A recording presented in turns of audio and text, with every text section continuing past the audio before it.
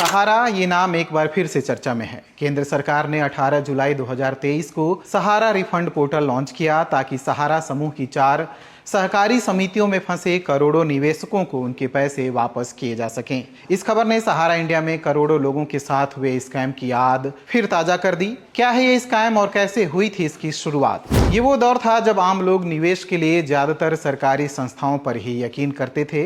ऐसे समय में सहारा इंडिया के सुब्रतो रॉय एक ऐसी स्कीम लेकर आए कि आम लोग अपनी कमाई का पैसा लगाने के लिए तैयार हो गए। बिहार के अररिया जिले में जन्मे सुब्रत रॉय ने गोरखपुर के एक सरकारी कॉलेज से मैकेनिकल इंजीनियरिंग की पढ़ाई की, लेकिन कम उम्र में ही पिता के निधन के बाद उन्होंने जया प्रोडक्ट के नाम से स्कूटर पर नमकीन और स्नैक्स बेचना शुरू किया, लेकिन ये धंधा जमा नहीं।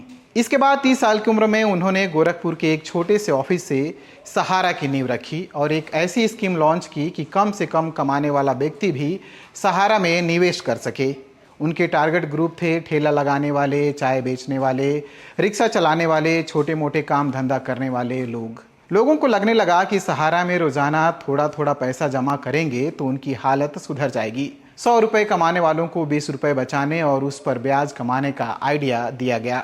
जब कंपनी बढ़ने लगी तो सुब्रत रॉय का कद भी बढ़ने लगा और सुब्रत रॉय सहारा श्री कहलाने लगे। अगर कोई ये पूछता कि पैसा डूब गया तो ऐसे में सहारा के एजेंट उन्हें एक मैगजीन दिखाते जिसमें सहारा श्री की फोटो प्रभावशाली लोगों के साथ दिखती थी और ये फोटो लोगों को यकीन दिलाने में कामयाब रहती कि उनका पैसा सुरक्षित है। सहारा कई तरह के स्कीम चलाता था। फिक्स डिपॉजिट यानी एफडी पर सालाना 11 से 12% ब्याज देने का वादा करता था।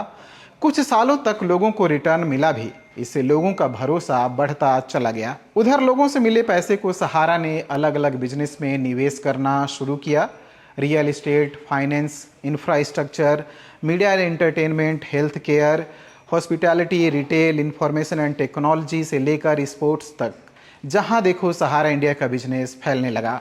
सहारा रेलवे के बाद दूसरी सबसे ज्यादा नौकरी देने वाली कंपनी बन गई। 11 लाख से ज्यादा कर्मचारी इस कंपनी में थे। क्रिकेट के मैदान से लेकर अन्य खेलों तक हमारे खिलाड़ियों की जर्सी पर सहारा का लोगो ही दिखता था। सिर्फ बिजनेस ही नहीं, सत्ता के गलियारों और ग्लैमर की दुनिया में भी उनकी एक खास पहचान थी। बॉलीवुड के बड़े बड़े अभिनेताओं से लेकर राजनीति के दिग्गज नेताओं तक उनके दोस्त हुआ करते थे। 2004 में सुब्रत रॉय ने अपने दोनों बेटों की शादी की तो इस शादी पर 500 करोड़ रुपए खर्च किए। इसे तब तक की महंगी शादियों में से एक गिना गया। सहारा के लिए सब कुछ सही ही चल रहा था, बिजनेस बढ़ रहा था, लेकिन ये सुब्रत रॉय की सोच जितना बड़ा नहीं था। इस बीच आया सितंबर 2009। सहारा ने शेयर बाजार में उतरने की योजना बनाई। लोगों से पैसा लेने वाले ग्रुप ने मार्केट से पैसा उठाने की योजना बनाई, लेकिन यहीं से बुरे दिन शुरू हो गए। सितंबर 2009 में सहारा ग्रुप की एक कंपनी सहारा प्राइम सिटी ने आईपीओ लाने के लिए सेबी यानी भारतीय प्रतिभूति और विनिमय बोर्ड के सामने अर्जी दी। अगले महीने ही Sahara India Real Estate Corporation Limited और Sahara Housing Investment Corporation Limited ने भी कंपनी रजिस्ट्रार के पास आईपीओ की अर्जी दाखिल की। इसके लिए सेबी के सामने DRHP जमा कराया। ये वो दस्तावेज है जिसमें कंपनी की पूरी जन्म कुंडली होती है, पैसा कहां से आया, कहां गया टाइप की जानकारी।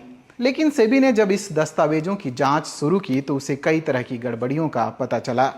इस बीच सेबी को शिकायतें मिली कि सहारा ग्रुप की कंपनियां गलत तरीके से लोगों से पैसा जुटा रही हैं। नियमों और कानून को ताक पर रखकर Sahara India Real Estate Corporation Limited और Sahara Housing Investment Corporation Limited ने 2.5 करोड़ लोगों से करीब 24,000 करोड़ रुपए जुटाए।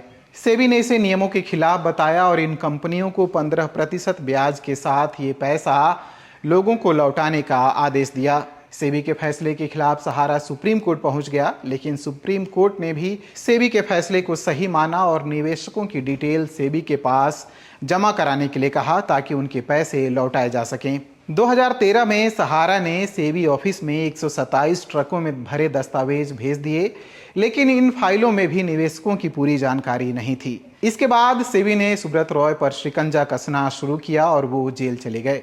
हालांकि 2 साल जेल में रहने के बाद वो वापस आ गए। इस दौरान सेबी ने सहारा की कई संपत्तियों को बेचकर पैसे जुटाए और निवेशकों को उनके पैसे लौटाए, लेकिन अब भी करोड़ों लोगों का पैसा फंसा हुआ था। सहारा कई उदाहरण ले दी।